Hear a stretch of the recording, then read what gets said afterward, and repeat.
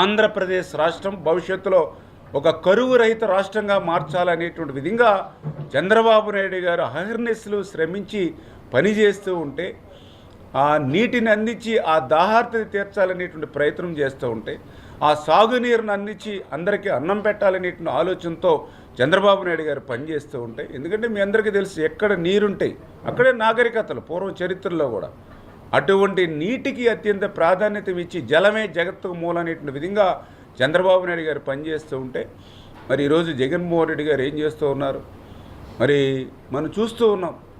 మరి తలకాయలకి మామిడికాయలకి కూడా తొక్కించుకుంటూ పోతున్నటువంటి పరిస్థితి. అంటే తలకాయలకి మామిడికాయలకి కూడా కనీసం అయినా తేడా కూడా గమనించినటువంటి పరిస్థితి. మరి ఆ రోజు నవమాసాలు మోసినటువంటి తల్లి అటువంటి బిడ్డను మరి కారు చక్రాల కింద టైర్ల కింద ఆ తలకాయలను తొక్కుకుంటూ పోతాడు. 6 కాలం కష్టపడి శ్రమించి పగలనక రాత్రనక పంట పండించినటువంటి మామిడికాయల్ని తొక్కించుకుంటూ పోతాడు.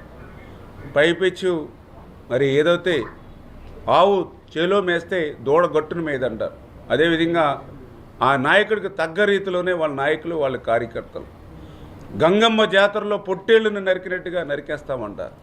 రప్ప రప్ప అని నరుక్కుంటూ పోతామని చెప్తుంటారు. నిజంగా చాలా విచిత్రంగా ఉన్నటువంటి పరిస్థితి. ఏదైతే బెట్టింగ్ రాయళ్ళకి, మాఫియా గ్యాంగులకి, బ్లేడ్ బ్యాచ్కి, గంజాయి బ్యాచ్కి పరామర్శలతో సరిపెట్టట్లా వాళ్ళకి విగ్రహాలు. అసలు ఆంధ్రప్రదేశ్ రాష్ట్రంలో కాదు భారతదేశ చరిత్రలో ఇటువంటి గంజాయి, బ్లేడు, బెట్టింగ్ బ్యాచ్లకి విగ్రహాలు పెట్టినటువంటి చరిత్ర మరి ఈరోజు జగన్మోహన్ రెడ్డి గారిది, వైసీపీ నాయకుల్లోనే మనం చూస్తున్నటువంటి పరిస్థితి. అంటే ఏదైతే 2024లో వైనాట్ 175 అన్నటువంటి పార్టీకి 11 స్థానాలు కూడా ఇవ్వనటువంటి ఆంధ్రప్రదేశ్ రాష్ట్ర ప్రజల మీద కూడా ఈరోజు జగన్మోహన్ రెడ్డి కక్ష సాధిస్తూ ఉన్నటువంటి పరిస్థితి. ఈ సంవత్సర కాలంలో ఆయన వ్యవహార ధోరణిని చూసి మనందరికీ కూడా అర్థమవుతున్నటువంటి పరిస్థితి. అంచేత ప్రజలందరూ కూడా ఆలోచన చేసి మళ్ళీ ఈ రాష్ట్రాన్ని గాడిలో పెట్టేటువంటి విధంగా, రాష్ట్రాన్ని సస్యశ్యామలం చేసేటువంటి విధంగా ఒక పక్కన సాగునీరు, త్రాగునీరు అందిస్తూ, మరొక పక్క పెద్ద ఎత్తున పరిశ్రమలు, పారిశ్రామికవేత్తలు పొరుగు రాష్ట్రాలకి తరలిపోతాయి. ఎందుకంటే మీరు చూసారు విశాఖపట్నంలోనే ఒక లూలు కంపెనీ కానీ, ఒక అమర్ రాజా కంపెనీ కానీ, ఒక కియో ఎక్స్టెన్షన్ కానీ, ఆఖరికి కడ్రాయర్ల కంపెనీ, జాకీ కంపెనీ కూడా ఈ ఆంధ్రప్రదేశ్ రాష్ట్రం వదిలిపోయినటువంటి పరిస్థితి. మళ్ళీ ఈరోజు ఈ రాష్ట్రంలో పెట్టుబడులు పెట్టండి అని అంటే జగన్మోహన్ రెడ్డి మళ్ళీ ఈ రాష్ట్రంలో రాడని గ్యారంటీ ఇవ్వండి అని అడుగుతున్నారు ఈవేళ పారిశ్రామికవేత్తలు. అటువంటి స్థితి నుంచి మళ్ళీ అటువంటి పరిశ్రమలను, పారిశ్రామికవేత్తలు ఈరోజు రాష్ట్రంలోకి తీసుకొచ్చి అందులో కూడా ప్రత్యేకంగా చూసుకున్నారు. మీరు కూడా స్టీల్ ప్లాంట్ ఆ రోజు గంటా శ్రీనివాసరావు కూడా మరి ఆ స్టీల్ ప్లాంట్ ప్రైవేటీకరణకు వ్యతిరేకంగా ఆయన శాసనసభ సభ్యత్వానికి కూడా ఆ రోజు రాజీనామా సమర్పించినటువంటి పరిస్థితి. మరి ఆ రకంగా ప్రైవేటీకరణ వైపు స్టీల్ ప్లాంట్ పోతూ ఉంటే మళ్ళీ చంద్రబాబు నాయుడు గారు చొరవ తీసుకుని నరేంద్ర మోడీ గారి సహకారంతో మళ్ళీ 10,500 కోట్ల రూపాయలు మళ్ళీ ఆర్థిక సాయం స్టీల్ ప్లాంట్కి అందించి, ఈ రోజైనా కాదు గతంలో కూడా వాజ్పేయి గారు ప్రధానమంత్రిగా ఉంటే అటువంటి పరిస్థితి వస్తే ఆ రోజు స్టీల్ ప్లాంట్ కాపాడుకున్నది చంద్రబాబు నాయుడే, ఈ రోజు స్టీల్ ప్లాంట్ని కాపాడుకున్నది చంద్రబాబు నాయుడు గారే. మరి నువ్వేం చేసావు? 5 సంవత్సరాలు ఋషికొండని బోడిగుండి చేసినటువంటి పరిస్థితి.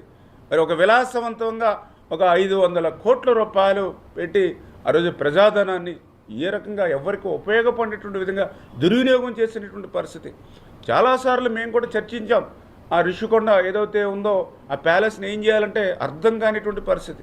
కొన్ని ఏదైనా టూరిజంకి ఇద్దామని అంటే పెద్ద పెద్ద ఏదైతే బెడ్రూమ్స్ అంటే మరి 20 మంది 30 మంది ఉండేటువంటి బెడ్రూమ్స్ని మనం ఎట్లా మనం టూరిజంగా ఇవ్వగలుగుతాం? మరి అదేవిధంగా పెద్ద విలాసవంతమైన డైనింగ్ హాల్స్ అంటే టూరిజంకి ఇవ్వడానికి లేకుండా అవుతూ ఉంది. కొన్ని ప్రభుత్వం ఉపయోగించుకుందామంటే అంత విలాసవంతమైనటువంటి భవనాలు అవసరం లేనటువంటి పరిస్థితి. మరి పెద్ద పెద్ద ఏదైతే వాష్రూమ్స్ అంటే ఎంత విచ్చలవిడిగా ప్రజాధనాన్ని దుర్వినియోగం చేసి మరి అదే ఋషికొండ అదే ఒక ఉదాహరణ అనే విషయాన్ని సందర్భంగా తెలియజేసుకుంటూ, మరి ఖచ్చితంగా రాబోయేటువంటి రోజుల్లో ఈ ఉత్తరాంధ్రకు కానీ విశాఖపట్నానికి కానీ ఈ యొక్క ప్రాధాన్యత ఒక ఆర్థిక రాజధానిగా విశాఖపట్నాన్ని తీర్చిదిద్దాలి, ఒక టూరిజం రాజధానిగా విశాఖపట్నాన్ని తీర్చిదిద్దాలి, ఒక సినీ ఆటోగ్రఫీ ఇండస్ట్రీకి రాజధానిగా విశాఖపట్నాన్ని తీర్చిదిద్దాలి. ఎందుకంటే విశాఖపట్నం అంటే ఒక అందాలమైనటువంటి నగరం, ఒక ప్రశాంతమైనటువంటి నగరం. ఆంధ్రప్రదేశ్ రాష్ట్ర ప్రజలందరూ కూడా ప్రాంతాలకు అతీతంగా అందరూ మెప్పించేటువంటి నగరం. అందరూ కూడా విశాఖ అంటే అభిమానించేటువంటి నగరం. ఖచ్చితంగా ఈ తెలుగుదేశం, జనసేన, బీజేపీ కూటమి కూడా ఈ నగరానికి ఎప్పుడు కూడా ప్రాధాన్యత ఇస్తుంది అనే విషయాన్ని సందర్భంగా తెలియజేసుకుంటూ, మరి అదేవిధంగా ఏదైతే ఇప్పుడు పోలవరం లెఫ్ట్ మెయిన్ కెనాల్ మీ అందరికీ తెలుసు, ఏదైతే ఆ లెఫ్ట్ మెయిన్ కెనాల్ని పూర్తి చేయడం ద్వారానే ఉత్తరాంధ్రకు పోలవరం జలాలను తీసుకొచ్చేటువంటి అవకాశం ఉంటుంది. మరి మేము అడుగుతున్నాం జగన్మోహన్ రెడ్డిని, నువ్వు 5 సంవత్సరాల్లో ఉత్తరాంధ్ర మీద కపట ప్రేమ చూపించావు తప్ప మరి నిజంగా ఆ యొక్క లెఫ్ట్ మెయిన్ కెనాల్ పూర్తి చేస్తుంటే ఈరోజు మరి ఏదైతే ఆ పుష్కరం నుంచి అదేవిధంగా పురుషోత్తంపట్నం నుంచి వేళ విశాఖకు మరి ఉత్తరాంధ్రకు నీళ్ళు వచ్చేయండేవి. మళ్ళీ ఈరోజు మేము అధికారంలోకి వచ్చిన తర్వాత మరి 1200 కోట్ల రూపాయలు మొన్ననే ఫస్ట్ ఫేజ్లో నిధులు కేటాయించడం కాదు, టెండర్లు పిలిచి 2025 అంటే ఈ సంవత్సరంలోనే ఉత్తరాంధ్రకు ఆ లెఫ్ట్ మెయిన్ కెనాల్ ద్వారా ఇవాళ నీళ్లు తీసుకొచ్చేటువంటి కార్యక్రమం చేస్తూ ఉన్నాం. మరి 5 సంవత్సరాల్లో ఆ లెఫ్ట్ మెయిన్ కెనాల్లో ₹1 ఖర్చు పెట్టలా, ఒక్క సిమెంట్ బస్తాకు చేయలా, మరి ఒక్క తట్ట మట్టి తీయలా. అంటే కేవలం మరి ఆ రోజు నీ లూటి దోపిడీ కోసమే ఉత్తరాంధ్ర గురించి మాట్లాడవు తప్ప ఎక్కడ అభివృద్ధికి, సంక్షేమం గురించి ఎక్కడ చేయనటువంటి పరిస్థితి. అందుకే మళ్ళీ ఈరోజు ముఖ్యమంత్రి గారు కూడా ఉత్తరాంధ్ర మీద ప్రత్యేకంగా శ్రద్ధ పెట్టి ఏదైతే మన ప్రాధాన్యతాపరంగా ఉత్తరాంధ్ర సుజల స్రవంతికి మన ప్రాధాన్యతనివ్వాలి. అందులో భాగంగానే ఏదైతే 80% పైబడి పూర్తయినటువంటి వంశధార అదేవిధంగా తోటపల్లి ఏవైతే ఉన్నాయో మరి వాటిని ఈ సంవత్సరంలో పూర్తి చేసేటువంటి విధంగా ప్రాధాన్యత ఇద్దామనేటువంటి ఆలోచన కానీ, అదేవిధంగా వంశధార నాగావళి చంపావతి ఈ యొక్క అనుసంధానం కూడా పూర్తి చేసి ఈ యొక్క ఉత్తరాంధ్రను కూడా సస్యశ్యామలం చేసి, అంటే ఒక ప్రాంతంలో అధిక ఉండి ఇంకొక ప్రాంతంలో అత్యల్ప వర్షం ఉన్నా కూడా భవిష్యత్తులో కరువు అనేది లేకుండా చేయలేని ఆలోచనతో మరి ఈరోజు ఉత్తరాంధ్ర అభివృద్ధికి, విశాఖ అభివృద్ధికి కూడా ఈరోజు ఈ ప్రభుత్వం మరి పనిచేస్తుందనే విషయాన్ని సందర్భంగా మీ ద్వారా కూడా తెలియజేసుకుంటూ, మరి ఈరోజు ఈ యొక్క సుపరిపాలన తొలడుగు కార్యక్రమంలో భాగంగా మరి ఈరోజు ఈ భీమిలి నియోజకవర్గం విచ్చేసినప్పుడు మరి ఈ యొక్క కార్యక్రమంలో భాగం పంచుకున్నటువంటి మరి గంటా శ్రీనివాసరావు గారికి సహకరించినటువంటి మా ఇతర నాయకులకు ఇప్పుడే కూడా చెప్పారు, ఏదైతే ఇది తెలుగుదేశం పార్టీకి సంబంధించినటువంటి పార్టీ కార్యక్రమంగా రేపు భవిష్యత్తులో కూడా జనసేన కూడా వాళ్ళ పార్టీ కార్యక్రమంగా వాళ్ళు కూడా టేకప్ చేసుకుంటారు. అదేవిధంగా భారతీయ జనతా పార్టీ కూడా వాళ్ళ పార్టీ కార్యక్రమంగా వాళ్ళు కూడా పార్టీ కార్యక్రమం టేకప్ చేసుకుంటారు. గవర్నమెంట్ కార్యక్రమం అనేటప్పటికీ ప్రభుత్వ కార్యక్రమం 3 పార్టీలు కలిపే చేసుకుంటాం. ఇది ఏ ప్లాట్ఫామ్ మీద ఆ ప్లాట్ఫామ్ మీద పార్టీ పరమైన కార్యక్రమం, అంటే ఒక సభ్యత్వ నమోదు ఎట్లా చేసుకున్నాము, లేకపోతే ఒక మహానాడు ఎట్లా నిర్వహించుకున్నాము, అదేవిధంగా door to door Telugu Desam party తరఫున ఇది క్యాంపెయినింగ్ ప్రోగ్రాం. ఇదే రకమైన కార్యక్రమాలు బీజేపీకి ఉంటాయి, అదేవిధంగా జనసేనకి కూడా పార్టీలు ఉంటాయి. అంచేత ఉమ్మడిగా ప్రభుత్వంలో పనిచేస్తాం, పార్టీ పరంగా మన కార్యక్రమాలు ముందుకు తీసుకెళ్లేటువంటి కార్యక్రమం అని చెప్పి మీ ద్వారా అందరు కూడా తెలియజేసుకుంటున్నాం. Thank you.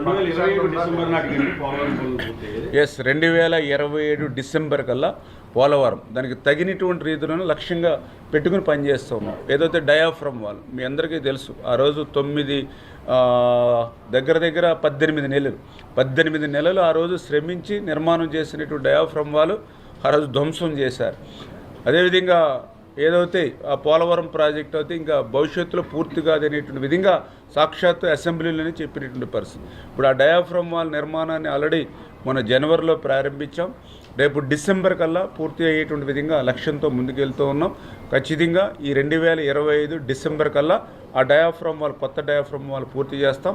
ఏదైతే ఈ యొక్క ఈసీఆర్ఎఫ్ డ్యామ్ అంటే డయాఫ్రమ్ వాల్ పూర్తయ్యేంత వరకు వేచి చూడకుండా ప్యారలల్గా అంటే డయాఫ్రమ్ వాల్ నిర్మాణం జరుగుతున్నటువంటి సమయంలోనే ఆల్రెడీ గ్యాప్ 1లో ఈసీఆర్ఎఫ్ మెయిన్ డ్యామ్ నిర్మాణం పనులు ప్రారంభించాం.